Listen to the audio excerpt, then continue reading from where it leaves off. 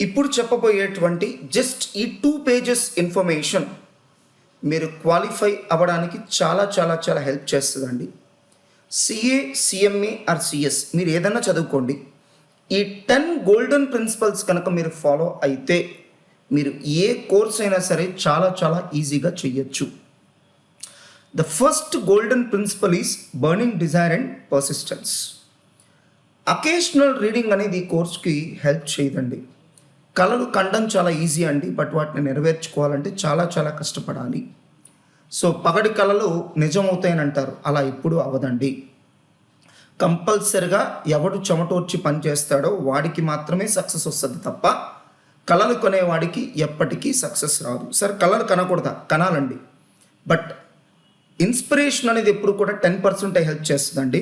90% మీకు హెల్ప్ చేసేది పర్స్పిరేషన్, అంటే కష్టం, మీ హార్డ్ వర్క్. కాబట్టి కళలు కండం తప్పు కాదండి, వాటిని నెరవేర్చుకోవడానికి కష్టపడకపోవడం మాత్రమే తప్పు. సో డిజైర్కి బర్నింగ్ డిజైర్కి చాలా తేడా ఉంటుందండి. మీరు ఇంట్లో బైక్ కొనాలి అని అన్నప్పుడు ఎంత పేచీ పెట్టి మీరు అనుకునేది సాధిస్తారండి, దట్స్ బర్నింగ్ డిజైర్. బట్ అదే బర్నింగ్ డిజైర్ ఎడ్యుకేషన్ విషయంలో లేకపోవడం కొంచెం దురదృష్టం. దానికి కారణం కూడా లేకపోలేదండి. ఒక సినిమా వాచ్ చేస్తున్నప్పుడు ఉండేటువంటి ఎంతూజియాజం చదువులో ఉండకపోవచ్చు. అఫ్కోర్స్ కొద్దిమంది సినిమా చూడడం కంటే చదువుకోవడాన్ని ఎంజాయ్ చేయగలరు, అది వేరే విషయం.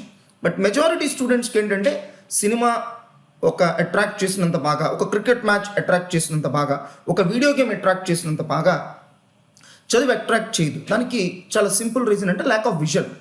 నేను చదువుకుంటే ఏమవుతాను, ఈ చదువు నా భవిష్యత్తులో ఎలా పనికొస్తుంది, నా కెరీర్కి ఇది ఎలా హెల్ప్ అవుతుంది, వీటి పట్ల క్లారిటీ లేకపోవడం. సో దానివల్లనే వాళ్ళు చదువుకి ఇవ్వాల్సినటువంటి ఇంపార్టెన్స్ ఇవ్వకపోవడం. అండ్ కమింగ్ టు పర్సిస్టెన్స్ అంటే రిపీటెడ్గా మనం వర్క్ చేయడం అండి. ఎప్పుడో ఒకసారి అకేషనల్గా వర్క్ చేయడం అది కరెక్ట్ కాదండి. ఇప్పుడు అలా అనుకుంటే ఇంటర్మీడియట్లో కూడా మీరు కష్టపడ్డారండి, బట్ ప్రాబ్లం ఏంటంటే ఇంటర్మీడియట్ 10th క్లాస్లో చివరి 2-3 నెలలు మాత్రమే మీరు కష్టపడ్డారు. బట్ అలాంటి ఫార్ములా సిఏ కోర్సులో ఎప్పటికీ వర్కౌట్ అవ్వదు. డే 1 నుంచి కనుక చదివితే సరిపోతుందండి. ఈవెన్ సిఏ ఇన్స్టిట్యూట్ అఫీషియల్గా చెప్పే ఇన్ఫర్మేషన్ ఏంటంటే మీరు కోర్సులో జాయిన్ అయిన దగ్గర నుంచి ప్రతిరోజు కనీసం 4 hours చదవండి, మీరు ఫస్ట్ రౌండ్లో క్వాలిఫై అయిపోతారు. అంటే సార్ మీకు అదేంటి సార్ 4 hours క్వాలిఫై అయిపోతారండి. అదేంటి సార్ నేను రోజుకి 8-10 గంటలు చదువుతున్నాను. 8-10 గంటలు మీరు ఎన్ని రోజులు చదువుతున్నారు? 2 months, 3 months. కానీ వాళ్ళు ఏమంటారంటే అలా అక్కర్లేదు, ప్రతిరోజు చదవండి, కన్సిస్టెంట్గా 4 hours చదవండి. అండ్ పర్సిస్టెన్స్ అంటే కన్సిస్టెంట్గా వర్క్ చేయడం. పర్సిస్టెన్స్ ఎంత గొప్ప శక్తి ఉంటుంది అంటే ప్రతిరోజు మనం ఏదో ఒక పని చేయడం కాదు, ఒక ఫిక్స్డ్ టైంకి కనుక చేస్తే ఫిజికల్గా మెంటల్గా మనం సిద్ధపడతామండి. ఉదాహరణకి ప్రతిరోజు 9 o'clockకి స్కూల్ ఎందుకు ఉంటుంది? ప్రతిరోజు ఫిక్స్డ్ టైంకి స్కూల్ ఉన్నప్పుడు ఏమవుతుందంటే మీరు ఫిజికల్గా రెడీ అవ్వడమే కాదు, మెంటల్గా కూడా రెడీ అవుతారండి. అండ్ అలానే ఒక రాక్ని కూడా కట్ చేయగలిగిన శక్తి వాటర్కి ఉంటుందండి. మీరు అక్కడక్కడ చూడొచ్చు, వాటర్ డ్రాప్స్ పడుతూ ఉంటాయి పైనుంచి, కింద రాక్ కరిగిపోయి ఉంటుందండి. అంత శక్తి వాటర్కి ఎక్కడి నుంచి వచ్చింది? పర్సిస్టెన్స్. అందుకని చేసే పని ఫిక్స్డ్ టైంలో రిపీటెడ్గా చేయండి, అంతే తప్ప అకేషనల్ రీడింగ్ అనేది ఎట్టి పరిస్థితిలో సక్సెస్కి పనికిరాదు. Second one, start your preparation in the classroom itself. భవిష్యత్తులోనే ఉపయోగపడుతుందని మాట్లాడుతున్నానండి. ప్రాబ్లమాటిక్ సబ్జెక్ట్స్ క్లాస్లో జరిగేటప్పుడే పనికిరానటువంటి ప్రాబ్లమ్స్ని స్ట్రైక్ ఆఫ్ చేసేయండి. ఉదాహరణకి ఒక ఎన్పీవి మీకు క్లాస్లో చెప్పాలనుకోండి, డైరెక్ట్గా ఎగ్జామ్ లెవెల్ ప్రాబ్లంతో చెప్పలేం కదండి, కొన్ని బేసిక్ ప్రాబ్లమ్స్ పెడతాం, అవి ఎగ్జామ్కి పనికిరావు, మీరు ఫర్దర్ రీడింగ్ కూడా పనికిరావు. మరి ఎందుకు ఇచ్చారు సార్? మీకు కాన్సెప్ట్ అర్థం అవ్వడం కోసం ఇచ్చాం, అలాంటివి అక్కర్లేదు కదండి, క్లాస్లో స్ట్రైక్ ఆఫ్ చేసేయండి. నౌ కమింగ్ టు థియరీ సబ్జెక్ట్స్కి ఏం చేయక్కర్లేదండి, ప్రతిరోజు చదవండి చాలు, ఇంకేం లేదు. ప్రతిరోజు చదివితే గనక మీరు మర్చిపోమన్నా కూడా మర్చిపోరండి. మీకు రియల్ లైఫ్లో బెస్ట్ ఎగ్జాంపుల్ ఒకటే, ఒక గుళ్ళో ఉండేటువంటి పూజారి గారు ఎంత చక్కగా మంత్రాలు చదువుతున్నారండి, మరి మీనింగ్ ఏమన్నా తెలుసా? ఏం తెలియదండి, అనేసే చదువుతున్నారు కదండి, అయినా కూడా చక్కగా తన డ్యూటీ తను చేసుకుంటున్నారు కదండి. సో రిపీటెడ్గా పర్సిస్టెంట్గా మనం ఒక వర్క్ చేసినప్పుడు యుల్ గెట్ ఎక్స్ట్రాడినరీ పవర్స్ అండి. సో ఆ పవర్స్ మీరు ఎంజాయ్ చేయగలగాలంటే రిపీటెడ్గా చదవాలి. Third one, know your enemy. ఇప్పుడు పాత రోజుల్లో చూస్తే ఒక రాజు వేరే దేశానికి దండయాత్ర చేయాలని అనుకున్నప్పుడు ఫస్ట్ చెక్ చేసుకునేది ఏంటండి, అవతల వాళ్ళ స్ట్రెంగ్స్ ఏంటి, వీక్నెసెస్ ఏంటి చెక్ చేసుకుంటారు కదండి. ఈవెన్ ఇప్పుడు మనమైనా చూడొచ్చు. సో మనకి వేరే దేశాల్లో కూడా ఏజెంట్స్ ఉంటారండి. ఏంటి వాళ్ళ పని? శత్రు దేశాల్లో కూడా మనకి ఏజెంట్స్ ఉంటారు. ఏం చేస్తారు వాళ్ళు? సో మనకు కొంత ఇంపార్టెంట్ ఇన్ఫర్మేషన్ ఇస్తూ ఉంటారు. ఇవి కీలకమైనటువంటి ఏరియాస్. సో వీళ్ళ స్ట్రెంగ్స్ ఇవి, వీళ్ళ వీక్నెసెస్ ఇవి మనకి ఇన్ఫర్మేషన్ ఇస్తూ ఉంటారు. దాన్ని బట్టే కదండి మనం స్ట్రాటజీస్ ప్లే చేసుకోవాల్సింది. అలానే ఇక్కడ మనకి ఎనిమీ ఎవరంటే ఎగ్జామ్ అండి. ఇప్పుడు ఒక బిజినెస్ మ్యాన్ తను చేయబోయే బిజినెస్ గురించి ఏమీ తెలుసుకోకుండా బిజినెస్ కనుక స్టార్ట్ చేస్తే సక్సెస్ అవ్వలేడు కదండి. అలానే ఒక స్టూడెంట్గా మీరు రాసే ఎగ్జామ్ గురించి మీకు ఏమీ తెలియకపోతే ఎలా క్వాలిఫై అవ్వగలరని అనుకుంటున్నారు? ఏం చేయాలి సార్? చాలా సింపుల్ అండి. ప్రీవియస్ ఎగ్జామ్ పేపర్స్ అనలైజ్ చేయండి. అంటే ఏం చేయాలి sir? At least 5 attempts question papers దగ్గర పెట్టుకోండి. ఎలా ఇస్తున్నాడు, ఏమి ఇస్తున్నాడు, డైరెక్ట్ క్వశ్చన్స్ ఇస్తున్నాడా, ఇండైరెక్ట్ క్వశ్చన్స్ ఇస్తున్నాడా, ఏ చాప్టర్స్ నుంచి ఇస్తున్నాడు, ఎంత డెప్త్గా క్వశ్చన్స్ అడుగుతున్నాడు, థియరీకి ఎక్కువ ఇంపార్టెన్స్ ఇస్తున్నాడా, ప్రాక్టికల్ క్వశ్చన్స్ ఇంపార్టెన్స్ ఇస్తున్నాడా, తక్కువ చదివి ఎక్కువ మార్కులు తెచ్చుకునేటువంటి షార్ట్ కట్స్ ఏమన్నా ఉన్నాయా? లైక్ ఇప్పుడు ఇన్ఫర్మేషన్ టెక్నాలజీ తీసుకోండి, 5 నుంచి 10 మార్కులు మీకు డెఫినేషన్స్ ఇస్తున్నాడు. అంటే జస్ట్ కొంచెం చదివి మీరు 10 మార్కులు తెచ్చుకోవచ్చు. డిఫరెన్సెస్ ఇస్తాడు, ఆల్మోస్ట్ 4 నుంచి 8 మార్క్స్ ఇస్తాడు. కొంచెం చదివి 8 మార్క్స్ మీరు డిఫరెన్సెస్ తెచ్చుకోవచ్చు. అలా తక్కువ చదివి ఎక్కువ మార్కులు తెచ్చుకునే చాప్టర్స్ ఏమున్నాయి, ఏరియాస్ ఏమున్నాయి, హైయెస్ట్ వెయిటేజ్ ఉన్న చాప్టర్స్ ఏంటి, లీస్ట్ వెయిటేజ్ ఉన్న చాప్టర్స్ ఏంటి, ఏ ఏరియాస్ నేను చాయిస్ తీసుకొని వెళ్ళినా ఇబ్బంది పడకుండా ఎగ్జామ్ రాయొచ్చు. ఇలాంటి చాలా ఆస్పెక్ట్స్ మీరు అనలైజ్ చేయాలి. అలానే ఫస్ట్ క్వశ్చన్గా ఏ చాప్టర్ నుంచి ఇస్తున్నాడు, కంపల్సరీ క్వశ్చన్ ఏ చాప్టర్స్ నుంచి ఇస్తున్నాడు, ఇంటర్నల్ చాయిస్ ఉందా లేదా, ఒకవేళ ఇంటర్నల్ చాయిస్ కనుక ఉంటే ఏ చాప్టర్ నేను చాయిస్గా తీసుకోవచ్చు. ఉదాహరణకి ఇన్ఫర్మేషన్ టెక్నాలజీ కానీ ఈఏఎస్ కానీ మేము ఫ్లో చార్ట్స్ చాయిస్ తీసుకోమని చెప్తామండి. ఎందుకు సార్? క్వశ్చన్ పేపర్లో మీరు చాయిస్ తీసుకునే అవకాశం ఉంది కాబట్టి తీసుకోమంటున్నాం. రెండోది, ఫ్లో చార్ట్స్ ఎలాంటి సబ్జెక్ట్ అంటేనంటే మేము ఎంత బాగా చెప్పినా కూడా ఇన్హెరెంట్ రిస్క్ కొంత ఉంటుందండి. అదేంటంటే ఎగ్జామ్లో మీరు రాసింది కరెక్టో కాదో మీకు తెలియదండి. సో చాలా సందర్భాల్లో మీరు కరెక్ట్ రాసామనుకుంటారు, అది రాంగ్ అయ్యే ఛాన్స్ ఉంటుంది. వేరాజ్ డిస్క్రిప్టివ్ థియరీ క్వశ్చన్స్లో ఆ రిస్క్ లేదు కదండి. సో మీరు ఎంత కాదనుకున్నా క్వశ్చన్ ఐడెంటిఫై చేసేసి వెరీ రీజనబుల్లీ గుడ్ ఆన్సర్ మీరు రాయగలరు. అలానే మీరు కరెక్ట్ అనుకున్నది ఒకసారి రాంగ్ అయితే కనుక 0 మార్క్స్ వస్తాయి ఫ్లో చార్ట్స్లో. వేరాజ్ థియరీ క్వశ్చన్స్లో అయితే కొద్దో గొప్ప 4 మార్క్స్ క్వశ్చన్స్కి 1 మార్క్ 2 మార్క్ ఎంతో కొంత వస్తాయి. అందుకనే మేము చాయిస్ తీసుకోమని చెప్తున్నాం. అది మేము ఎలా చెప్పగలిగాం? By analysing the question papers. అలానే don't neglect theory part in problematic chapters. ఇది చాలామంది చేస్తున్న నెగ్లిజెన్స్ అండి. కాస్టింగ్ అంటే ప్రాబ్లమ్స్ మీద ఫోకస్ చేస్తున్నారు, but there is a loop whole. మీరు థియరీ బాగా చదువుకోండి, ఆటోమేటిక్గా మంచి మార్క్స్ వస్తాయి. FM there is a loop whole, మీరు చక్కగా థియరీ చదువుకోవచ్చు. ఎందుకు సార్ థియరీకి అంత ఇంపార్టెన్స్? ప్రాబ్లం అనేది మీరు రిజల్ట్ చూసుకునేంత వరకు మీరు చేసింది కరెక్ట్ కదా ఎవరు చెప్పలేదండి. ఎందుకంటే టెన్షన్లో మీరు తప్పులు చేస్తారు, కానీ థియరీ అలా కాదండి. సో ఎంత టెన్షన్లో అయినా మీరు కంఫర్టబుల్గా రాయగలుగుతారు. కాబట్టి ప్రతి సబ్జెక్ట్లోనూ ప్రాబ్లమాటిక్ అండ్ థియరీ పార్ట్కి ఈక్వల్ ఇంపార్టెన్స్ ఇవ్వండి. ఈవెన్ అకౌంట్స్ అడ్వాన్స్డ్ అకౌంటింగ్లో కూడా థియరీ క్వశ్చన్స్ అడుగుతున్నాడు. And 2 favourite subjects. మీరు సిఏ కోర్స్ క్వాలిఫై అవ్వాలంటే ఒకటే గోల్డెన్ ప్రిన్సిపల్ గుర్తుపెట్టుకోండి. ప్రతి గ్రూప్లో మీకు 2 ఫేవరెట్ సబ్జెక్ట్స్ ఉండాలి. ఆ 2 ఫేవరెట్ సబ్జెక్ట్స్ ఎలా ఉండాలంటే కంపల్సరీగా ఎగ్జామ్షన్ రేంజ్ ఆఫ్ మార్క్స్ రావాలి. ఎందుకు సార్? 40 మార్క్స్ కూడా రాకుండా సిఏ కోర్సులో ఎవరు ఫెయిల్ అవ్వరండి, అందరికి వస్తాయి. బట్ సమస్య ఏంటంటే అగ్రిగేట్ రాదు. అగ్రిగేట్ ప్రాబ్లం రాకుండా ఉండాలంటే మీరు 2 ఫేవరెట్ సబ్జెక్ట్స్ సెలెక్ట్ చేసుకోండి. సార్ ప్రాబ్లమాటిక్ అండ్ థియరీ రెండిట్లో ఏది better? Better to choose problematic.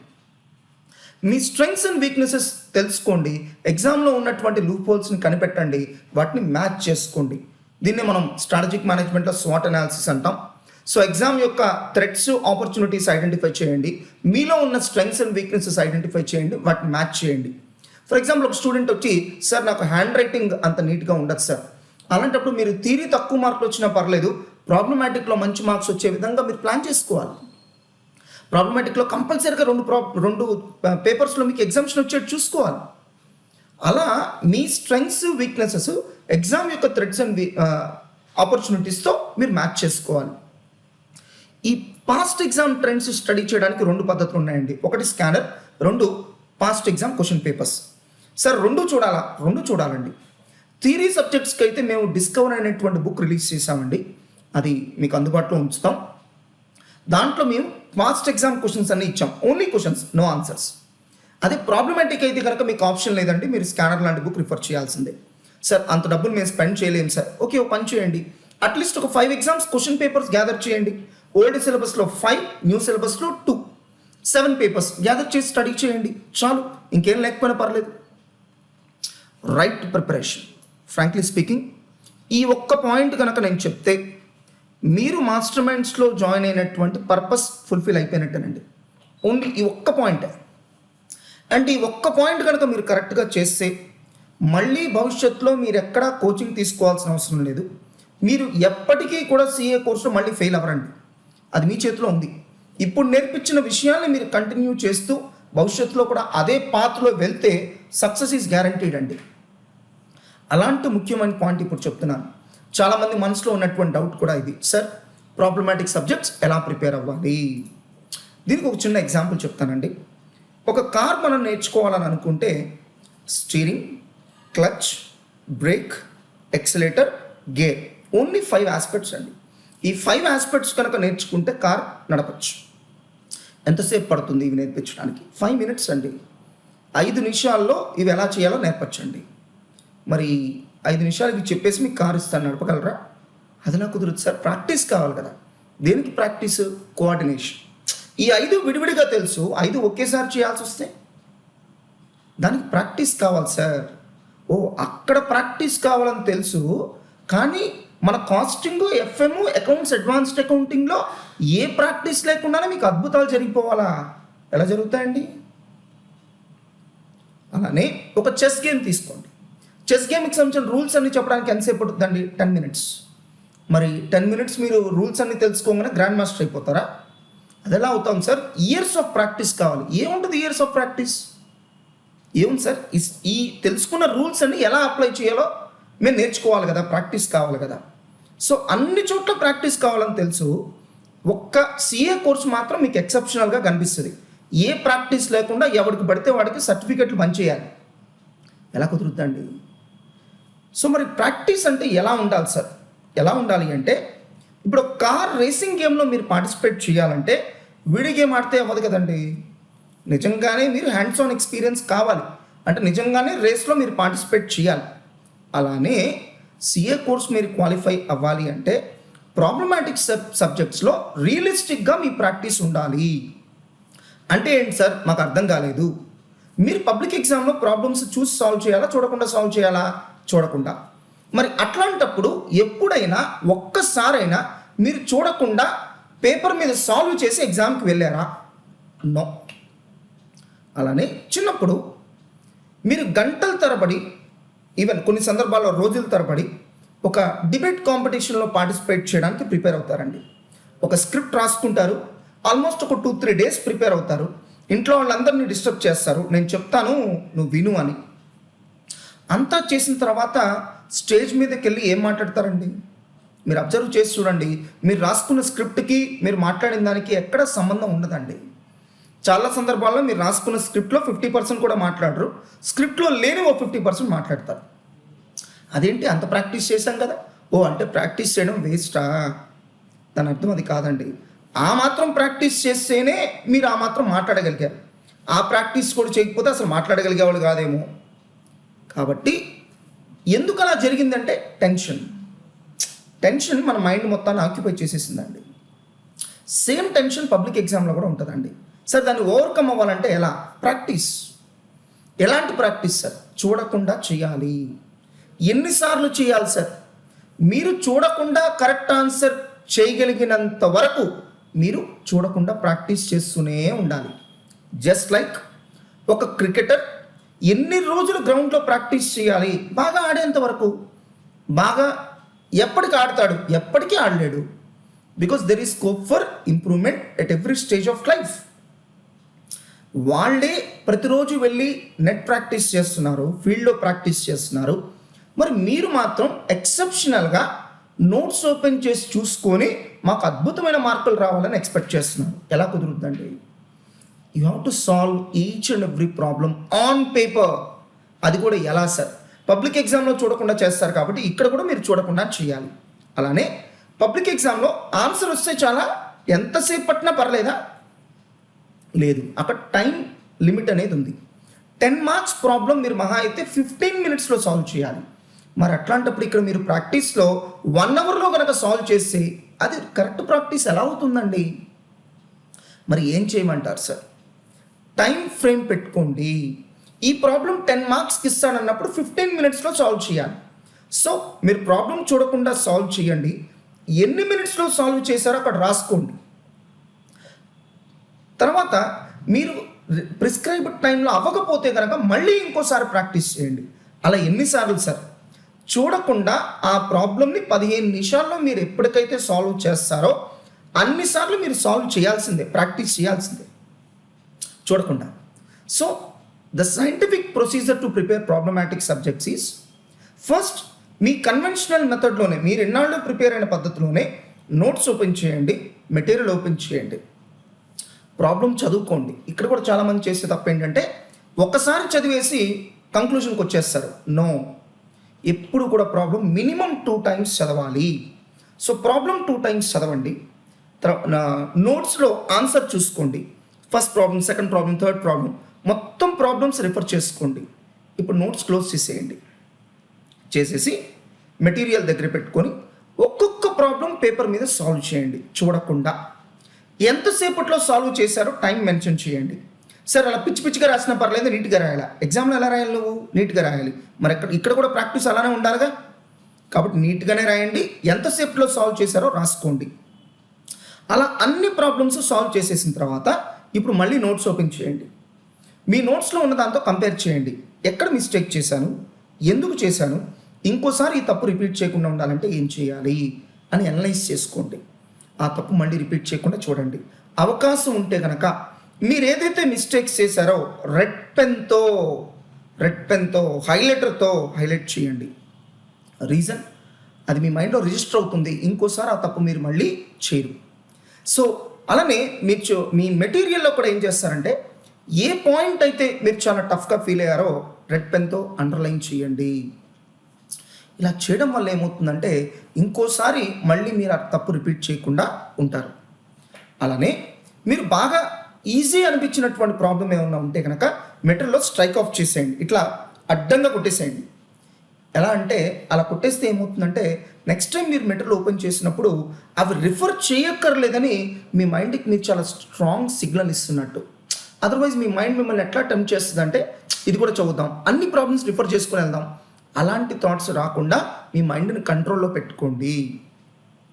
So this is all with respect to problematic subjects అండి. So first read the problem thoroughly, underline the amounts. అంటే problem చదివేటప్పుడే ముఖ్యమైనటువంటి amounts. For example 30% left of depreciation, underline. Straight line method of depreciation, underline. So company incorporated on so and so date, underline. ఆ date underline చేసుకోండి. So ప్రాబ్లంలో ముఖ్యమైనవన్నీ underline చేసుకోండి. Underline చేసుకుంటే ఏమవుతుందంటే అది మైండ్లో బాగా రిజిస్టర్ అవుతుంది. ఎస్పెషల్లీ రెడ్ పెన్తో అండర్లైన్ చేస్తే మళ్ళీ మనం ఆన్సర్ చేసేటప్పుడు ఏదన్నా మనకి మర్చిపోతే కనుక ఒక్కసారి అలా ప్రాబ్లం మొత్తం చదవకుండా అండర్లైన్ చేసి చూసుకుంటే మనకు కావాల్సిన అమౌంట్ తెలుస్తుంది. సో నెక్స్ట్ పాయింట్స్ అన్నీ చెప్పానండి. This is a very important thing. మీరు ఎన్ని ప్రాబ్లమ్స్ అయినా సాల్వ్ చేయండి, ఎగ్జామ్లో వచ్చేది ఎలాగో కొత్త పాయింట్ అండి. మరి దీన్ని ఎలా ఎదుర్కోవాలి సార్? చాలా సింపుల్. మీరు ఆ ప్రాబ్లమ్ని సాల్వ్ చేసిన తర్వాత ఒక్కసారి మైండ్లో క్యాల్కులేషన్స్ చేసుకోండి. ఏంటంటే ఈ ప్రాబ్లంలో straight line method of depreciation ఇచ్చాడు కాబట్టి ఆన్సర్ ఇలా ఉంది. ఒకవేళ డబ్ల్యూడివి ఇచ్చుంటే ఆన్సర్ మీద ఇంపాక్ట్ ఎక్కడెక్కడ ఉంటుంది. ఫర్ ఎగ్జాంపుల్ ఒక ఎన్పివి క్యాల్కులేషన్ ప్రాబ్లం తీసుకోండి. Straight line method of depreciation కనుక ఇస్తే మనం సిఎఫ్ఏటి అనేది ఒకసారి కనుక్కుంటే సరిపోతుందండి, ఒక ఇయర్ కనుక్కుంటే సరిపోతుంది. అలానే టెర్మినల్ క్యాష్ ఇన్ఫ్లోస్లో కూడా మనం క్యాల్కులేట్ చేయడం చాలా ఈజీ అవుతుంది. బట్ ఎప్పుడైతే డబ్ల్యూడివి మెథడ్ ఆఫ్ డిప్రిసియేషన్ అంటామో ఎవ్రీ ఇయర్ సిఎఫ్ఐటి విడివిడిగా కనుక్కోవాలి. అలానే ప్రాజెక్ట్ చివరిలో టెర్మినల్ క్యాష్ ఇన్ఫ్లోస్ కూడా కనుక్కోవాల్సిన అవసరం వస్తుంది. ఒకసారి ట్యాక్స్ షీల్డ్ కూడా వచ్చేటువంటి అవకాశం ఉంది. సో ఇలా మీరు మైండ్లోనే కనుక క్యాలిక్యులేషన్స్ చేసుకుంటే ఎగ్జామ్లో కొత్త ప్రాబ్లం వచ్చినప్పుడు మీరు చాలా ఈజీగా హ్యాండిల్ చేయగలుగుతారు. అందుకని మా మెటీరియల్లో క్లాస్ రూమ్ ప్రాబ్లమ్స్కి ఎంత ఇంపార్టెన్స్ ఇస్తామో అసైన్మెంట్కి కూడా అంతే ఇంపార్టెన్స్ ఇస్తాం. దానివల్ల మీరు కొత్త ప్రాబ్లమ్స్ చాలా ఈజీగా హ్యాండిల్ చేయగలుగుతారు. Never leave some chapters or models as choice. ఇది ఒక గోల్డెన్ ప్రిన్సిపల్ అండి, సిఏ కోర్సులో గుర్తుపెట్టుకోవాల్సింది. ఒక చాప్టర్ మొత్తాన్ని చాయిస్ ఎప్పుడు తీసుకోవద్దండి, మోడల్ మొత్తాన్ని చాయిస్ తీసుకోవద్దండి. సార్ అంత టైం ఉండదు కదా సార్, ఆ మోడల్లో ఉన్నటువంటి టఫెస్ట్ ప్రాబ్లం ఏదైతే ఉందో అదొక్కటైనా సరే మీరు సాల్వ్ చేయండి. ఇప్పుడు ఫర్ ఎగ్జాంపుల్ క్యాపిటల్ బడ్జెటింగ్లో average rate of return ARR అని ఉందనుకోండి. సో దాంట్లో మీరు ఏం చేయొచ్చు అంటే అన్ని ప్రాబ్లమ్స్ మీరు సాల్వ్ చేయలేకపోతే ఆ మోడల్లో ఉన్నటువంటి టఫెస్ట్ ప్రాబ్లమ్ సాల్వ్ చేసి మీరు నెక్స్ట్ మోడల్కి వెళ్ళిపోయింది. సార్ ఇందాక మీరు ప్రతి ప్రాబ్లమ్ సాల్వ్ చేయమన్నారు, అంత టైం లేకపోతే కనుక బోత్ గ్రూప్స్ రాయడం ఎందుకండి, షిఫ్ట్ టు సింగిల్ గ్రూప్. ఆ సింగిల్ గ్రూప్ అయినా కూడా టైం లేదు సార్, ఏమి టైం ఇన్వెస్ట్ చేయలేనప్పుడు కోర్స్ ఎక్కడి నుంచి వస్తుందండి, ఎలా క్వాలిఫై అవుతారు? But to quit, A degree లాంటివి చదువుకోండి. మేబీ ఇప్పుడు చాలా కంఫర్టబుల్గా అనిపించవచ్చు డిగ్రీ లాంటి కోర్స్ చదివితే, భవిష్యత్తును ఏంటి అది మీ చాయిస్ అండి. అప్పుడు సంగతి అప్పుడు చూసుకుందాం అనుకుంటే మీ చాయిస్. లేదు సార్ ఇప్పుడే మేము జాగ్రత్తగా చదువుతాం, భవిష్యత్తు బాగుంటుందని అనుకుంటే మీ choice. Develop a synopsis based on your experience. అంటే మీరు ఏదైతే సాల్వ్ చేసినప్పుడు కొన్ని ముఖ్యమైన విషయాలు తెలుసుకుంటారు. లైక్ కాస్ట్ ఆఫ్ క్యాపిటల్ కనుక ఇంక్రీజ్ చేస్తే మనకి ఎన్పివి తగ్గుతుంది. It's one important observation. అది మీరు పేపర్ మీద రాసుకోండి, సినాప్సిస్ లాగా రాసుకోండి. ఆ సినాప్సిస్ కనుక చదివితే మీకు టోటల్ చాప్టర్ చదివినట్టే. అలానే ఇప్పుడు ఒక క్యాపిటల్ బడ్జెటింగ్ మీరు రివైజ్ చేయడం మొదలు పెట్టారంటే ఒక 20 ప్రాబ్లమ్స్ ఉన్నాయి. 20లో ఒక 7 or 8 ప్రాబ్లమ్స్ మీకు చాలా ఈజీగా అనిపించినాయి, స్ట్రైక్ ఆఫ్. చాప్టర్ పూర్తయిన తర్వాత మీరు ఒకసారి రివ్యూ చేసుకుంటే ఇంకొన్ని ప్రాబ్లమ్స్ కూడా ఈజీగా అనిపిస్తాయండి. ఉదాహరణకి ఎన్పివి ఫస్ట్ టైం మీరు చేసేటప్పుడు ట్యాక్స్ షీల్డ్ కంప్యూటేషన్ మీకు చాలా టఫ్గా అనిపిస్తుంది. బట్ వేరాజ్ రాను ముందుకు వెళ్ళే కొంది అది చాలా సింపుల్ కాన్సెప్ట్ అనిపిస్తుంది. సో అందుకని చాప్టర్ అయిపోయిన తర్వాత మళ్ళీ ఒకసారి వెనక్కి తిరిగి చూసుకుంటే ఇంకొన్ని ప్రాబ్లమ్స్ మీరు స్ట్రైక్ ఆఫ్ చేయొచ్చండి. అలా ఎన్ని ప్రాబ్లమ్స్ కుదిరితే అన్ని స్ట్రైక్ ఆఫ్ చేయండి. నెక్స్ట్ రివిజన్లో స్ట్రైక్ ఆఫ్ చేయకుండా మిగిలినటువంటి ప్రాబ్లమ్స్ మాత్రమే ఫోకస్ చేయండి. So this is all about problematic papers అండి. Coming to theory subjects. Theory subjects చాలా ఈజీ అండి, నిజంగా చెప్పాలంటే చాలా ఈజీ.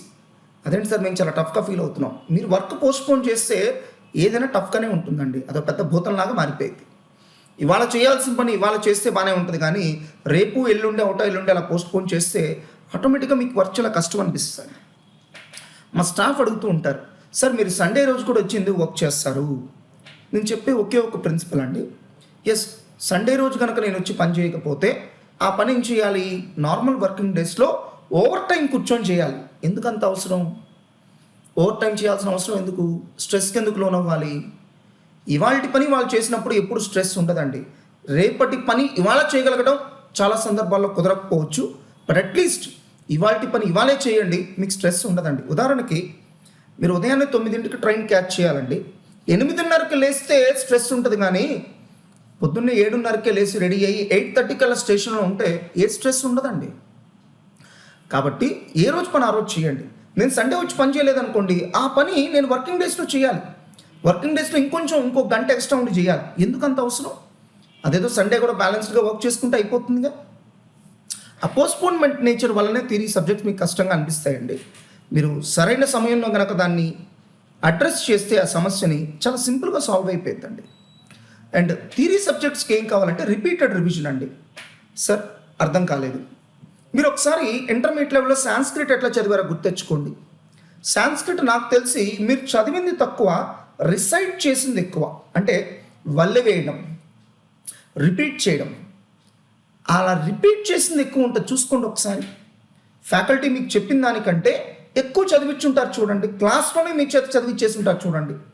అలా నంబర్ ఆఫ్ టైమ్స్ రిపీట్ చేయబట్టే సాంస్క్రిట్లో మీకు అన్ని మార్క్స్ వచ్చినాయి. అండ్ వన్ మోర్ స్పెషాలిటీ, దాంట్లో ఒక సెంటెన్స్ కూడా మీకు మీనింగ్ తెలియదు, మీరు ఓన్గా ఒక సెంటెన్స్ రాయడం కూడా తెలియదు. ఒక్క సెంటెన్స్కి కూడా మీనింగ్ తెలియనటువంటి సబ్జెక్ట్నే మీరు అంత అద్భుతంగా పర్ఫామ్ చేసినప్పుడు కొద్దో గొప్ప మీనింగ్ తెలిసినటువంటి లా, ఆడిటింగ్, టెక్నాలజీ, ఎస్ఎం ఎందుకు మీరు భయపడుతున్నారు? ఎందుకో సార్ భయం? ఎందుకో కాదండి, పోస్ట్పోన్మెంట్. ప్రతిరోజు మీరు రేపు చదువుదాం, ఎల్లుండి చదువుదాం థియరీ పోస్ట్పోన్ చేస్తున్నారు. ఆపండి. ఈ పోస్ట్పోన్మెంట్ అనేటువంటి బ్యాడ్ హ్యాబిట్ని ఆపండి. ఏ రోజుకి ఆ రోజు వర్క్ చేయండి. అలానే థియరీ సబ్జెక్ట్స్ మీకు బాగా త్వరగా మీకు రావాలి అంటే repeated revision is very important అండి. అంటే ఇవాళ మీరు ఒక 5 క్వశ్చన్స్ చదవాలని టార్గెట్ పెట్టుకున్నారనుకోండి, 5 క్వశ్చన్స్ ఒకేసారి చదవద్దండి. ఫస్ట్ 1 అవర్ థియరీ సబ్జెక్ట్ చదవండి. అది కూడా మీ హయ్యెస్ట్ లెవెల్ ఆఫ్ కాన్సన్ట్రేషన్ ఎప్పుడు ఉంటుందో అప్పుడు థియరీ సబ్జెక్ట్ చదవండి. పొద్దున్నే రాగానే ఫస్ట్ థియరీ సబ్జెక్ట్ చదవండి. ఆ 5 క్వశ్చన్స్ ఫస్ట్ నావెల్ రీడింగ్ ఇవ్వండి, ఊరినే చదవండి, మీనింగ్ తెలుసుకోండి అంతే. 1 అవర్లో మీరు ఫస్ట్ టైం రీడింగ్ పూర్తయిపోయింది అనుకోండి, వెంటనే సబ్జెక్ట్ చేంజ్ చేయండి. 1 అవర్కి మించి థియరీ సబ్జెక్ట్ చదవద్దండి. ప్రాబ్లమాటిక్ పేపర్ ఏదో ఒకటి చేయండి, మళ్ళీ థియరీ సబ్జెక్ట్ ఓపెన్ చేయండి. సో ఇంకొక 1 అవర్ ఆ థియరీ క్వశ్చన్స్ మీద టైం స్పెండ్ చేయండి. ఇందాకేమో మీనింగ్ తెలుసుకోవడానికి చదివారు, సెకండ్ టైం మాత్రం గుర్తుపెట్టుకోవడానికి చదవండి. మళ్ళీ 1 అవరే చదవండి, వెంటనే సబ్జెక్ట్ చేంజ్ చేయండి, మళ్ళీ 1 అవర్ థియరీ సబ్జెక్ట్ చదవండి. ఇందాక చదివినటువంటి 5 క్వశ్చన్స్ మళ్ళీ రిపీట్ చేయండి. అలా మీరు నైట్ ఇంటికి వెళ్ళే లోపల 5 to 6 టైమ్స్ చదవండి. మీరు వద్దన్నా కూడా మీకు ఆ క్వశ్చన్స్ గుర్తుంటాయండి. అలానే ఇది ఎలాంటిదంటారండి, రెగ్యులర్గా మనం యూజ్ చేసే ఫోన్ నెంబర్ అది ఫ్యాన్సీ నెంబర్ కాకపోయినా గుర్తుంటుంది కదండి. పోనీ ప్రత్యేకంగా గుర్తుపెట్టుకోవడానికి మేము ఏమైనా ఏర్పాటు చేసుకున్నామా? ఏం లేదే. అలానే రోజు కాలేజ్కి వచ్చేటువంటి రూట్ మనకు వద్దున్నా గుర్తుంటుంది కదండి. పర్సిస్టెన్స్ అంటే రిపీటెడ్గా అదే పని చేసినప్పుడు అది ఒక అలవాటుగా మారిపోతుంది. అప్రయత్నంగానే మనం స్పెషల్ ఎఫర్ట్స్ పెట్టకుండానే అది చాలా బలంగా మన మైండ్లో రిజిస్టర్ అవుతుంది. కాబట్టి థియరీ సబ్జెక్ట్స్ ఎప్పుడు కూడా అటెస్టెడ్ చదవద్దు, ప్రాబ్లమాటిక్ థియరీ కలిపి చదవండి. మీరు హయ్యెస్ట్ లెవెల్ ఆఫ్ కాన్సన్ట్రేషన్ ఎప్పుడు ఉంటుందో అప్పుడు చదవండి. అటెస్టెడ్ చదవకుండా రోజుకు ఒక 5-6 సార్లు మీరు చదివిందే మళ్ళీ రిపీట్ చేసేయండి. రేపు ఏం చేయాలి, ఇవాళ చదివినటువంటి 5 క్వశ్చన్స్ ఫస్ట్ రివైజ్ చేయండి. ఎంతసేపు పట్టుద్ది? 2 నిమిషాలండి, ఓన్లీ 2 minutes. ఈ 5 క్వశ్చన్స్ చదవడానికి మీకు పట్టేది కేవలం 2 minutes అండి. చదివేసి అప్పుడు కొత్త 5 క్వశ్చన్స్ చదవండి. ఎల్లుండి ఏం చేయాలి సార్, ఇవాళ చదివిన 5 క్వశ్చన్స్, రేపు చదివే 5 క్వశ్చన్స్, ఈ 10 క్వశ్చన్స్ ఫస్ట్ రివైజ్ చేయండి, 5 నిమిషాలు పట్టుద్ది. అప్పుడు నెక్స్ట్ 5 క్వశ్చన్స్ చదవండి. ఇలా మీకు తెలియకుండానే పబ్లిక్ ఎగ్జామ్కి వెళ్ళే లోపల 20 టైమ్స్ రివైజ్ చేయాలండి. సరే సార్, చాప్టర్ అయిపోయింది, 3 రోజులు చదివాం, చాప్టర్ అయిపోయింది. నెక్స్ట్ చాప్టర్ చదివే ముందు ఆల్రెడీ కంప్లీట్ అయిపోయిన చాప్టర్ ఒక్కసారి సైడ్ హెడింగ్స్ వరకు చదివి ముందుకెళ్ళండి. సైడ్ హెడింగ్స్ వరకు చదవడానికి ఎంతసేపు పట్టుద్దండి? 5 minutes పట్టుద్దండి అంతే. మొత్తం క్వశ్చన్ చదవమనట్లేదుగా, సైడ్ హెడింగ్స్. సో ఆ సైడ్ హెడింగ్స్ వరకు మీరు ఏం చేస్తారంటే ఒక సపరేట్ నోట్స్లో రాసుకోండి. ఎప్పుడు ఖాళీ దొరికినా ఓన్లీ సైడ్ హెడింగ్స్ రిపీట్ చేయండి. ఎప్పుడు మీకు చదవబుద్ధి కాకపోయినా, బోర్ కొట్టినా సైడ్ హెడింగ్సే రిపీట్ చేయండి. అలా పబ్లిక్ ఎగ్జామ్కి వెళ్ళే లోపల మీరు రాసుకున్న సైడ్ హెడింగ్స్ నోట్స్ ఒక 20 సార్లు రిపీట్ చేయండి. దీన్నే మేము క్విక్ రివిజన్ నోట్స్ అని పిలుస్తాం. క్విక్ రివిజన్ నోట్స్లో దయచేసి అన్నెసరీ జంక్ ఇంక్లూడ్ చేయొద్దండి. మ్యాక్సిమం మీ మెయిన్ మెటర్లో 10 లైన్స్ ఉంటే ఇక్కడ 2 లైన్స్కి మించి ఉండకూడదండి, 20%కి మించి కంటెంట్ ఉండకూడదు. అలా క్విక్ రివిజన్ నోట్స్ మీరు డెవలప్ చేసుకోండి. సార్ అదేదో మీరే ఇవ్వచ్చు కదా. సార్ మేము ఇవ్వడానికను మీరు చేత్తో స్వయంగా రాసుకోవడానికి చాలా తేడా ఉందండి. మీరు ఎప్పుడైతే చేత్తో ఓన్గా రాసుకుంటారో అది మైండ్లో బాగా రిజిస్టర్ అవుతుంది. దీన్ని క్యుములేటివ్ రివిజన్ అంటామండి. అంటే సెకండ్ చాప్టర్ చదివే ముందు ఫస్ట్ చాప్టర్ ఒకసారి రివైజ్ చేసి సెకండ్ చాప్టర్ చదవడం.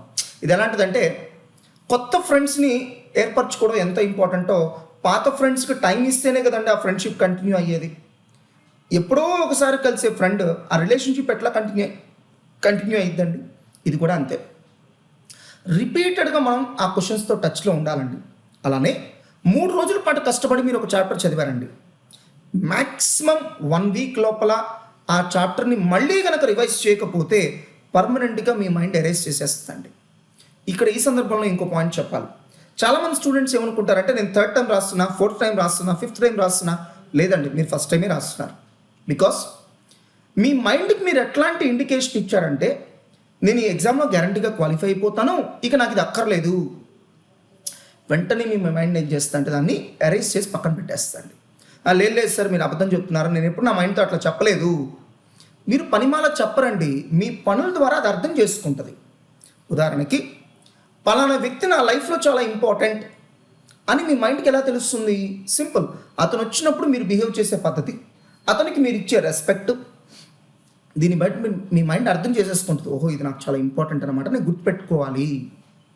అలానే ఎప్పుడైతే మీరు ఎగ్జామ్ అయిపోయిన తర్వాత ఆ పుస్తకాలను మళ్ళీ పట్టుకోవట్లేదో మీ మైండ్కి మీరు ఎట్లాంటి ఇండికేషన్ ఇస్తున్నారంటే ఇది నాకు అక్కర్లేదు. అందుకని మీ మైండ్ ఏం చేస్తుందంటే కంప్లీట్గా మీరు చదివిన దాన్ని మొత్తాన్ని ఎరేజ్ చేస్తుంది. సార్ దీనికి ఏం చేయాలి సార్? సింపుల్. ఎగ్జామ్ అయిపోయిన తర్వాత మ్యాక్సిమం 1 వీక్ వెయిట్ చేయండి. వెంటనే పుస్తకాలు ఓపెన్ చేసి చదవండి.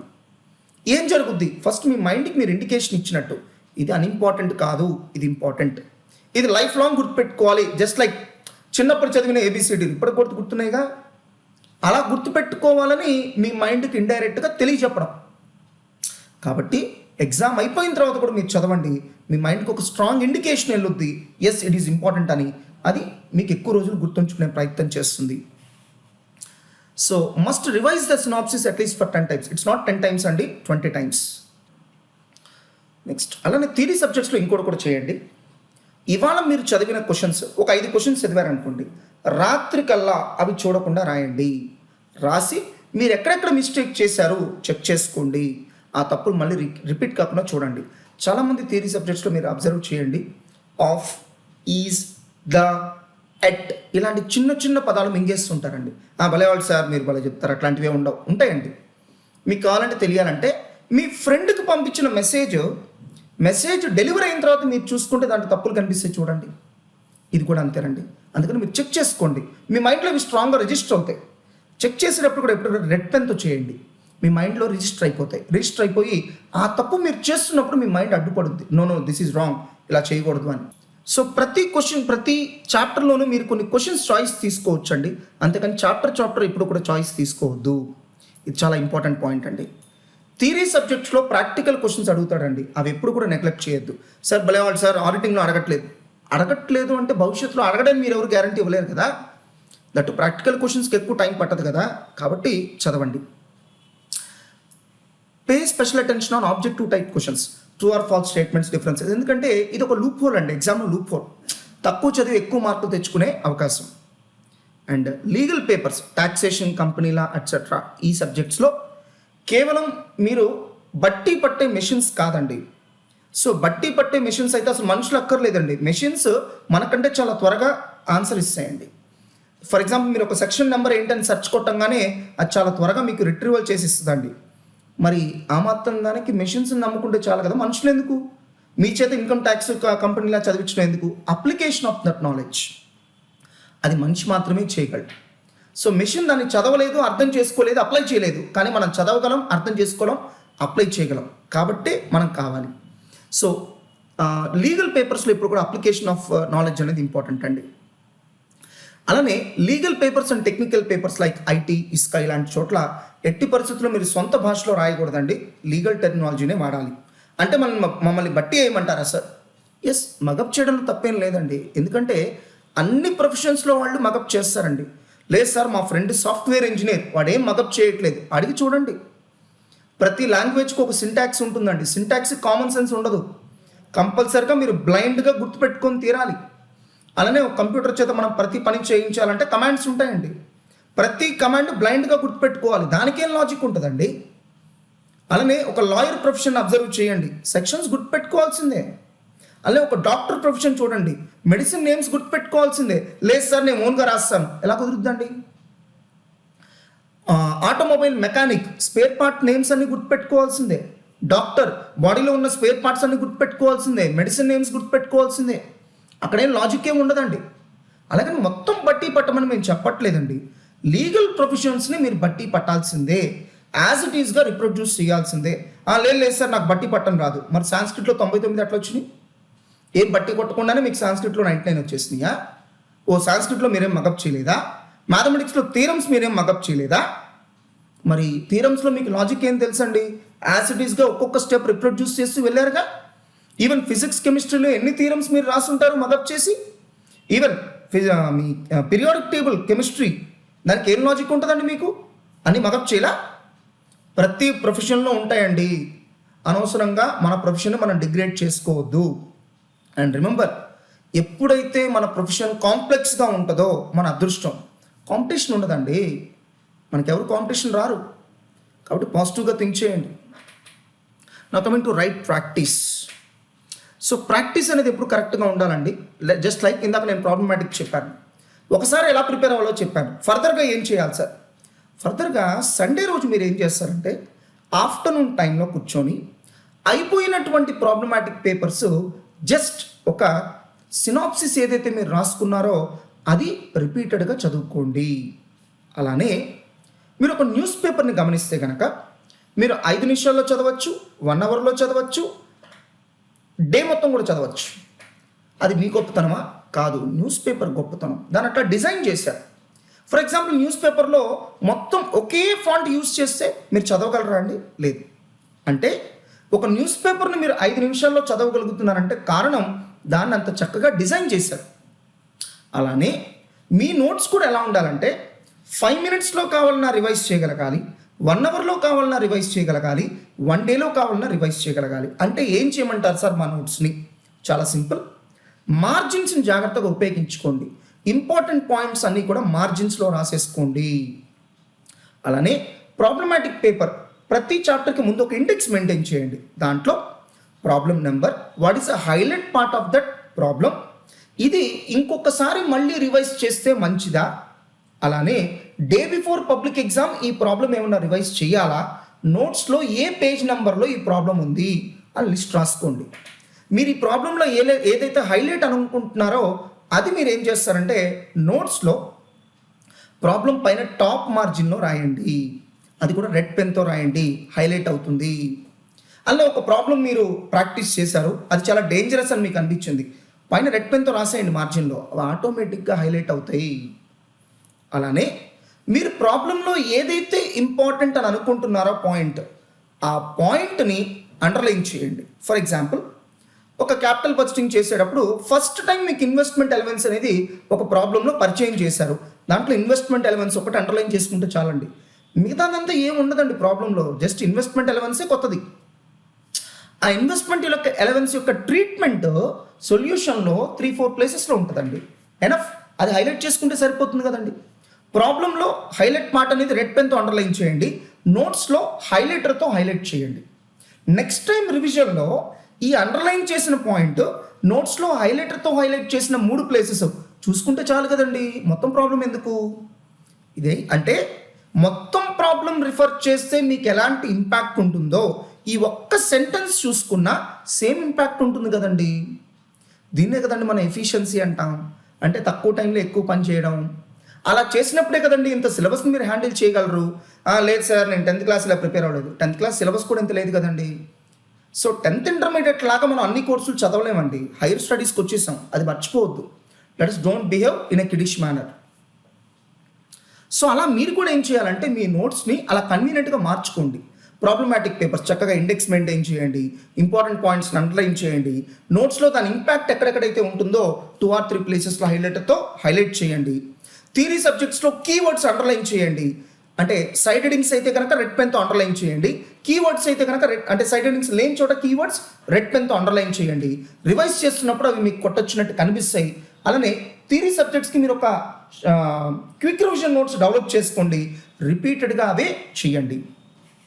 అలానే మీరు ఓన్గా రాసినప్పుడు మీరు చేసిన ప్రతి మిస్టేక్ని కూడా ఐడెంటిఫై చేసుకోండి. ఆ మిస్టేక్ మళ్ళీ రిపీట్ చేయకుండా చూడండి. అండ్ కంపల్సరిగా ఎగ్జామ్స్ రాయాలండి. ఎగ్జామ్స్ ఎందుకు రాయాలి? ఇది ఎలాంటిదంటే గుంటూరు నుంచి మీరు హైదరాబాద్కి జర్నీ స్టార్ట్ అయ్యారండి. మధ్యలో ఎక్కడ మైల్ స్టోన్స్ లేకపోతే అసలు మనం వెళ్తుంది హైదరాబాద్ వైపేనా? ఇంకెంతసేపట్లో హైదరాబాద్ చేరుకుంటాం? ఇప్పటి వరకు ఎంత జర్నీ చేసాం? ఇవన్నీ మీకు తెలియదు కదండి. సో మేము కండక్ట్ చేసే ఎగ్జామ్స్ కూడా అలాంటి మైల్ స్టోన్స్ లాంటివండి. మీ జర్నీ రైట్ డైరెక్షన్లో జరుగుతున్నది తెలుస్తుంది. అలానే రివిజన్ ఎగ్జామ్స్ ఎంత ఇంపార్టెంటో ప్రీ ఫైనల్ ఎగ్జామ్స్ కూడా అంతే ఇంపార్టెంట్, కంపల్సరీగా రాయండి. సో టైం మేనేజ్మెంట్ స్కిల్స్ అంటే ప్రాబ్లమ్ సాల్వ్ చేసామా లేదా అలా కాదని చూడాల్సింది, కరెక్ట్ పద్ధతిలో సాల్వ్ చేసామా లేదా, with in the time solve చేసామా లేదా చూసుకోండి. From where to prepare best sources ఏంటి అంటే సిఏ ఇన్స్టిట్యూట్ సోర్సెస్ అండి. లేదు సార్, సిఏ ఇన్స్టిట్యూట్ సోర్సెస్లో మేము చదవలేము, అలా అయితే మాస్టర్ మైండ్స్ మెటీరియల్కి మీకు షిఫ్ట్ అయిపోవచ్చు అండి. ఎందుకంటే డెఫినెట్గా మేము స్టడీ మెటీరియల్కి అగెనిస్ట్గా వెళ్ళాం. స్టడీ మెటీరియల్లో ఉన్న కంటెంట్ని తీసుకొని నెసరీ ప్లేసెస్లో సింప్లిఫై చేస్తాం కాబట్టి మా మెటీరియల్ స్టడీ మెటీరియల్కి చాలా దగ్గరలో ఉంటుందండి. సో మీరు మా చదివితే కనుక స్టడీ మెటీరియల్ చదవక్కర్లేదు. బట్ స్టడీ మెటీరియల్ ఒకటి మాత్రం కంపల్సరీగా చదవండి. ప్రతి చాప్టర్లో చివరిలో ఉన్నటువంటి test your knowledge questions, problematic as well as theory subjects. So track your performance continuously. దానికోసమే మేము మీకు ఏం చేస్తామంటే ఎవ్రీ వీక్ సండే రోజు మీ చేతికి మీ పర్ఫార్మెన్స్ రిపోర్ట్ ఇస్తామండి. అప్పటి వరకు జరిగినటువంటి ఎగ్జామ్స్లో మీ పర్ఫార్మెన్స్ ఎలా ఉంది. అలానే ప్రతి ఎగ్జామ్ అయిపోయిన వెంటనే మీకు సజెస్ట్ ఆన్సర్స్ ఇస్తారండి. ఆ సజెస్ట్ ఆన్సర్స్తో ఇంకొక పావు గంట టైం స్పెండ్ చేసి మీరు ఎగ్జామ్ ఎలా రాశారో ఆన్ ద స్పాట్ చెక్ చేసేసుకోండి. ఇంకోసారి మళ్ళీ మీరు ఎగ్జామ్లో తప్పు చేయరు. Right presentation. సో మీ ప్రిపరేషన్ ఎంత ఇంపార్టెంటో రైట్ ప్రజెంటేషన్ కూడా ఈక్వల్లీ ఇంపార్టెంట్ అండి. ఏముంది సార్ ఎలా రాస్తే ఏంటి, కంటెంట్ చూడాలి సార్. మీరు ప్రజెంటేషన్ చూస్తే ఎలా, కంటెంట్ చూడాలి. This a professional exam. Good, తప్పలేదండి. అదే కొంచెం మీరు రియల్ లైఫ్లో కూడా అప్లై చేసుకుంటే చాలా బాగుంటుందండి. సో కంటెంటే ఇంపార్టెంట్, ప్రజెంటేషన్ ఇంపార్టెంట్ కాదనుకున్నప్పుడు బర్త్డే రోజున కొత్త కొత్త డ్రెస్సులు వేసుకొని కాలేజీకి రావాల్సిన అవసరం లేదండి. సో కంటెంటే ఇంపార్టెంట్, ప్రజెంటేషన్ ఇంపార్టెంట్ కాదనుకున్నప్పుడు పార్టీకి వెళ్ళేటప్పుడు మనం వేసుకునే బట్టలు మార్చుకొని మంచి బట్టలు వేసుకొని అట్రాక్టివ్గా అవసరం లేదే. ఎందుకు, కంటెంటే కదా ఇంపార్టెంట్. అలానే మీరు ఒక సూపర్ మార్కెట్కి వెళ్ళి పర్చేస్ చేసేటప్పుడు మీరు ఎప్పుడైనా ప్రొడక్ట్ క్వాలిటీ ఏంటి, క్వాలిటీ స్టాండర్డ్స్ ఏంటి, కంటెంట్స్ ఏంటి చదివి మరీ కొన్నారా? నాకు తెలిసి ఎప్పుడు కొనలేదే. ఇనీషియల్ ఇంప్రెషన్స్ చూడంగానే ప్రొడక్ట్ ఎలా ఉంది, అట్రాక్టివ్గా ఉందా లేదా. అంటే మీ లైఫ్లో ఎప్పుడు ఎక్కడా కూడా మీరు కంటెంట్ కాదు ఇంపార్టెన్స్ ఇచ్చింది, ప్రజెంటేషన్. కానీ మీ పేపర్స్ వాల్యుయేషన్ చేసేవాడు మాత్రం కంటెంట్ మాత్రమే చూడాలి, ప్రజెంటేషన్ చూడకూడదు. ప్రజెంటేషన్ చూడకూడదు అని మీరు రూల్స్ పెట్టడం బాగానే ఉంటుందని, కానీ రూల్స్ రియలిస్టిక్గా ఎవరు ఫాలో అవ్వరండి. ఇప్పుడు ఒక గవర్నమెంట్ ఎంప్లాయీ ఉన్నాడు, ప్రజలకు సేవ్ చేయడానికే ఉన్నాడు, ఇది రూల్ అండి. బట్ రియల్ లైఫ్లో అలా ఎక్కడ జరుగుద్దా అండి? సార్ నేను మీకు సేవకుడిని సార్, మీరు చెప్పండి సార్, మీరు ఆర్డర్ ఇవ్వండి, మీరు ఏం చేయాలో చెప్పండి అని అడుగుతారండి ఎవరైనా గవర్నమెంట్ ఎంప్లాయీ? ఇది రియలిస్టిక్గా జరగవండి. రూల్ బుక్లో ఉండొచ్చు, బట్ రూల్ బుక్లో ఉన్నట్టు రియల్ లైఫ్లో ఉండదు కదా. కాబట్టి ప్రజెంటేషన్ అనేది చాలా చాలా ఇంపార్టెంట్. మీకు ప్రజెంటేషన్ ఎలా చేయాలనేది వీడియోస్ ప్లే చేస్తారండి, దాంట్లో మీరు నేర్చుకోవచ్చు. Improve your skills. మీరు 10th ఎలా చదివారో ఇంటర్మీడియట్లో అలానే చదువుతానంటే కుదరదండి. You have to upgrade your skills. Intermediate ఎట్లా చదివినా CA అలా చదువుతాను కుదరదండి. You have to upgrade your skills. And most importantly you need to improve your communication skills. Otherwise you cannot get through this competition, and even if you qualify your CA course there is no much difference అండి. Qualify అయినా అవ్వకపోయినా పెద్ద తేడా ఏం లేదండి. So మీ క్వాలిఫికేషన్కి మీరు ఎంత importance ఇస్తున్నారో మీ స్కిల్ ఇంప్రూవ్మెంట్కి కూడా అంతే ఇంపార్టెన్స్ ఇవ్వండి. Start your preparation immediately after writing your exams. భలే వాళ్ళు సార్ ఇది ఇప్పుడు చెప్తారండి సార్, లాస్ట్ ఎగ్జామ్ అప్పుడు చెప్పు ఉండాల్సింది. ప్రతిసారి చెప్తానండి, ఎగ్జామ్స్ రాసిన వెంటనే ప్రిపరేషన్ స్టార్ట్ చేయండి. మల్టిపుల్ రీజన్స్ అండి. మీకు ఆల్మోస్ట్ 2.5 months పట్టుద్దండి రిజల్ట్స్ రావడానికి. ఏం చేయాలి 2.5 months? ఎయిర్ ఫోర్సా, గాలికి తిరగాల? కూర్చొని చదువుకోవచ్చు కదా సార్. మరి ఒకవేళ పాస్ అయితే ఏమైంది, నాలెడ్జ్ ఎక్కడికి పోతుంది? ఫెయిల్ అయితే ఆ టైం మీకు కలిసి వస్తుంది కదా. నేను అందుకని స్టూడెంట్స్కి చెప్తూ ఉంటాను, మేము ఎలా వర్క్ చేయాలని మీరు అనుకుంటున్నారో ఫస్ట్ అలా వర్క్ చేయండి చాలు. ఫర్ ఎగ్జాంపుల్ మేము మీలా కనుక వర్క్ చేస్తే మీకు ఓకేనా? లేదు సార్, మీరు బాగా వర్క్ చేయాలి సార్, మాకు అన్ని సర్వీసెస్ కరెక్ట్ టైంకి చేసి పెట్టాలి సార్. మరి మీరు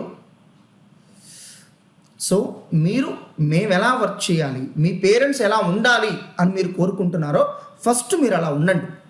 మీ పని మీరు కరెక్ట్గా చేయండి. రిజల్ట్ ఏముంది సార్, ఒక 6 months అటు ఇటుగా వచ్చేస్తుంది. బట్ నేర్చుకోవాల్సింది మంచి క్వాలిటీస్ అండి. ఈ మంచి క్వాలిటీస్ ఉంటే రిజల్ట్ వస్తే ఏంటి, రాకపోతే ఏంటి, పాస్ అయితే ఏంటి, ఫెయిల్ అయితే ఏంటి. ఓకే పాస్ అయ్యారు, ఏమైంది, మహా అయితే ఇంకో చోట ఉద్యోగం చేస్తారు.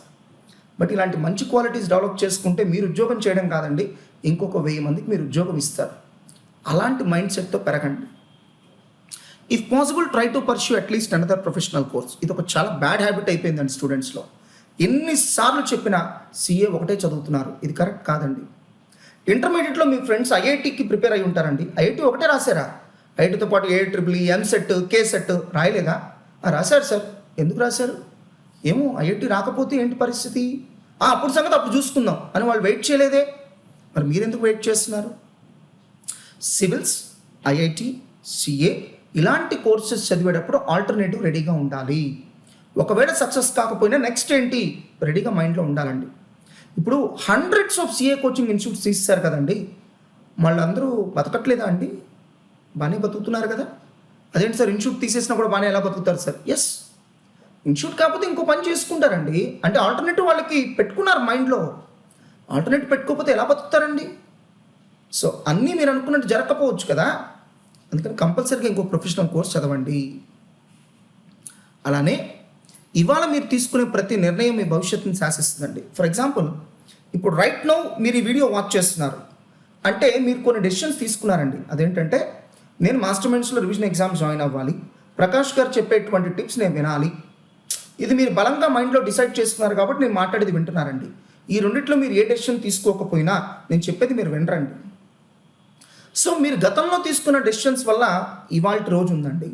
ఇవాళ తీసుకున్న డెసిషన్స్ కరెక్ట్గా ఉంటేనే మీ భవిష్యత్తు బాగుంటుంది. సో ప్రతి డెసిషన్ కూడా ఆచితూచి తీసుకోండి. పొద్దున్నే నిద్ర లేసినప్పటి నుంచే డెసిషన్ మేకింగ్ స్టార్ట్ అయిద్దండి. నిద్ర లెగవాలా, ఇంకో గంట పడుకోవాలా, అప్పుడు మీరు తీసుకునేటువంటి రైట్ డెసిషన్స్. అండ్ రిమెంబర్, ఎప్పుడైతే ఇక నేను చాలు ఇంకంత గంటగా వర్క్ చేయలేను అని అనిపిస్తుందో ఇంకొంచెం పుష్ చేయండి. లేదు ఇంకొక అరగంట పని చేయాలి. ఫర్ ఎగ్జాంపుల్ నేను ఈ వీడియో షూట్ చేస్తున్నానండి, నాకు కూడా అనిపిస్తుంది ఇంకా చాలు, ఇన్ని సంవత్సరాల నుంచి మేము వర్క్ చేస్తున్నాం కదా, 16 years, ఇంకా ఏం చేస్తాం, ఏ వీడియో చేయకపోతే ఏమైనా ఇబ్బందా, బుక్ ఇచ్చాం కదా చదువుకుంటారులే పిల్లలు. సో అలా నా మైండ్లో ఆలోచనలు వస్తాయండి. వచ్చినప్పుడు నేను వెంటనే నా మైండ్కి సర్ది చెప్పాలి. లేదు మనం ఎన్ని సంవత్సరాలు రన్ చేసినా ప్రతిసారి వచ్చేది కొత్త స్టూడెంట్స్ కదా, మనం ఒకే స్టూడెంట్కి మళ్ళీ చెప్పట్లేదు కదా, సో మనం చేయాల్సిందే అని దాన్ని కన్విన్స్ చేసి ఇంకొంచెం సేపు మనం వర్క్ చేసేటట్టుగా మనల్ని మనం ట్యూన్ చేసుకోవాలండి. కాబట్టి ప్రతి క్షణం కూడా అలర్ట్గానే ఉండండి. రైట్ టైంలో రైట్ డెసిషన్స్ తీసుకోండి. ఎలా చదువుకోవాలో చెప్పాము. సో మీరు చెప్పారు కాబట్టి మేము పాస్ అయిపోతాం సార్, మీరు చెప్తే మీరు పాస్ అవ్వరండి, మీరు ఇంప్లిమెంట్ చేస్తే పాస్ అవుతారు. డాక్టర్ దగ్గరికి వెళ్ళి మెడిసిన్ ప్రిస్క్రిప్షన్ రాయించుకుంటే మీకు జబ్బు దక్కదండి. మీరు డాక్టర్ చెప్పినవన్నీ వినాలి. డాక్టర్ చెప్పిన మెడికేషన్ మొత్తం యాస్టీస్గా మీరు ఇంప్లిమెంట్ చేయాలి. మెడిసిన్స్తో పాటు కొన్ని రెస్ట్రిక్షన్స్ చెప్తారు, అవన్నీ కూడా ఫాలో అవ్వాలి. అప్పుడు మాత్రమే మీకు జబ్బు తగ్గుద్దండి.